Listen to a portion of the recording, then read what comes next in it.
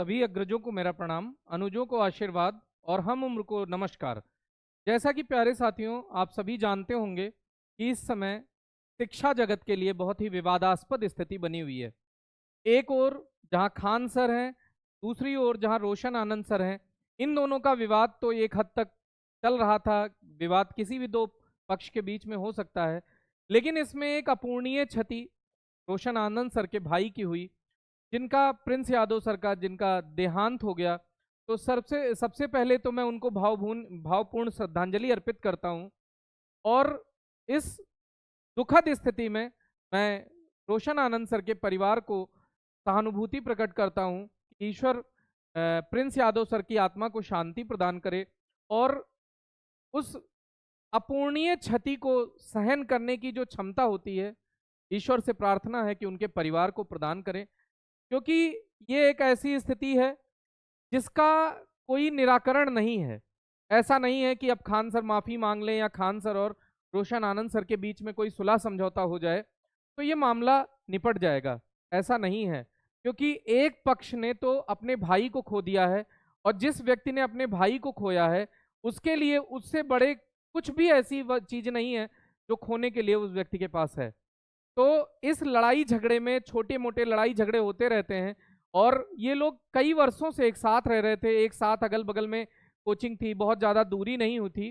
तो छोटे मोटे विवाद इसके पहले भी हुए होंगे, लेकिन इस स्तर का विवाद कि एक व्यक्ति को उसमें जेल जाना पड़ा, जेल जाने की स्थिति तो मेरे हिसाब से भी सही नहीं थी, क्योंकि किसी भी शिक्षक की इससे ज़्यादा क्षति नहीं हो सकती कि वो जेल जाए।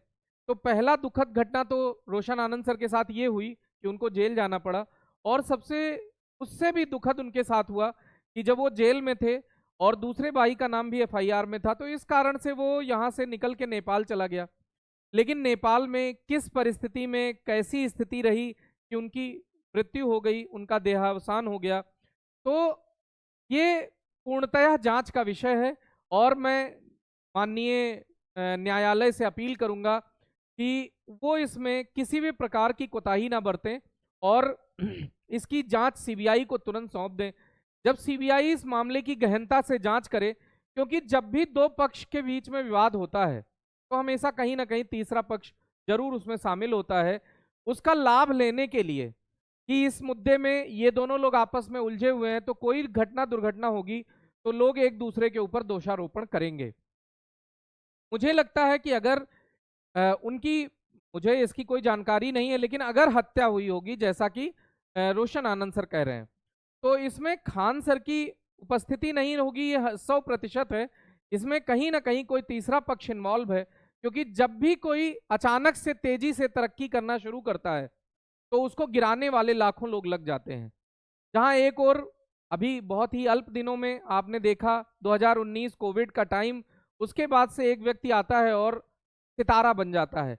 इतनी चमक कि यूट्यूब जगत में और शिक्षा के क्षेत्र में इन्होंने जो कार्य किया वो वास्तव में बहुत ही सराहनीय है, बहुत ही सम्मानजनक स्थिति में इन्होंने शिक्षा को पहुंचाया। तो एक ओर जहां इनकी ख्याति है, जहां इनकी उपलब्धि है, वहीं दूसरी ओर दुश्मनों की संख्या भी तेजी से बढ़ गई होगी, क्योंकि इतनी कम टाइम में जब कोई सफल होता है तो संख्या में अचानक वृद्धि हो जाती है। कहीं किसी का हॉस्पिटल जगत में इन्होंने नुकसान किया होगा, तो कहीं शिक्षा जगत में नुकसान किया होगा, तो उन लोगों ने भी इस समय को आड़े हाथों लिया और इस समय में उनने भी लाभ उठाया।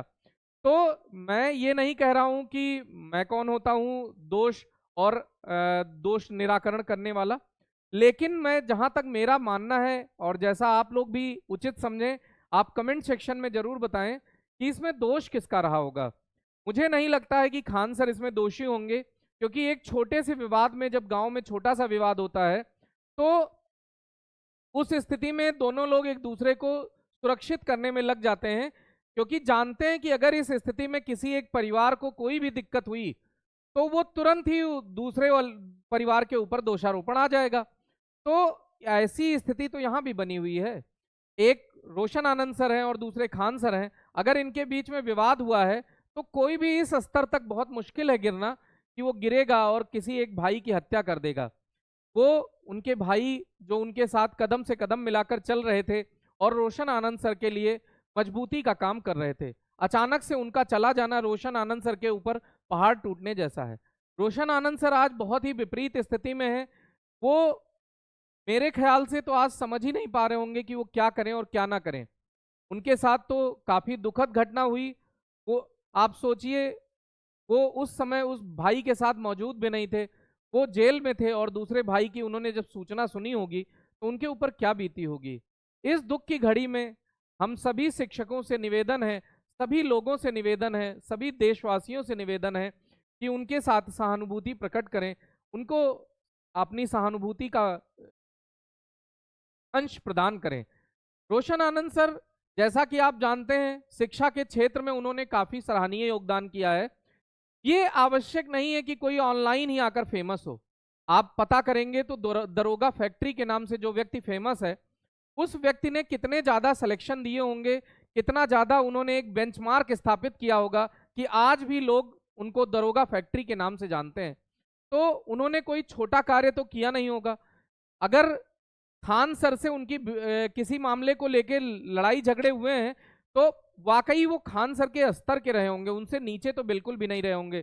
लेकिन हाँ, उनका ऑफलाइन में जलवा था और खान सर ने ऑनलाइन में बनाया। तो कहीं ना कहीं दोनों शिक्षक बहुत ही सराहनीय कार्य कर रहे थे और दोनों शिक्षक काफी उच्च कोटि के हैं। लेकिन ये स्थिति बन गई है कि अब यहाँ से मेरे ख्याल से बहुत लोग कह रहे हैं सुलह समझौता हो जाना चाहिए। खान सर चाहते हुए भी सुलह नहीं कर पाएंगे क्योंकि इस परिस्थिति में रोशन आनंद सर अब सुलह की स्थिति में नहीं है। वो अब उनसे सुलह नहीं करेंगे क्योंकि सुलह तो बराबर स्थिति में होती है, बराबर एक और वो जेल काटे, दूसरे ओर उन्होंने भाई को खोया और यहाँ खान सर भी काफी दबाव महसूस कर रहे होंगे कि उन्होंने उनका क्या रहा। उन्होंने फायरिंग हुई तो फायरिंग में आदमी दबाव में आके ये कही देता है कि मैंने ये देखा, मैंने वो देखा, और उसी उनके एक गलत बयानबाजी से रोशन आनंद सर को जेल हुई। तो कहीं ना कहीं खान सर के थोड़ी सी गलती से रोशन आनंद सर का बहुत भारी नुकसान हुआ। तो रोशन आनंद सर के भाई की जो मृत्यु हुई है उसकी पोस्टमार्टम रिपोर्ट अभी तक तो ऐसा कुछ फाइनल रिजल्ट नहीं है, लेकिन अभी तक नॉर्मल बताई जा रही है। लेकिन अभी विसरा रिपोर्ट आनी बाकी है। उस रिपोर्ट से और ज़्यादा क्लियर हो जाएगा क्या होता है, कैसे होता है और कैसी स्थिति बनती है। ये सब हम लोग देखते रहेंगे और अधिक जानकारी के लिए आप हमारे चैनल से जुड़ें। आपको लगातार मैं इससे संबंधित उचित जानकारी और बिना किसी को का पक्ष लिए हुए निष्पक्ष रूप से आपके बीच लेके आता रहूंगा। आप मेरे प्यारे से चैनल एक्मे गुरुकुलम को सब्सक्राइब करें, लाइक करें और शेयर करें।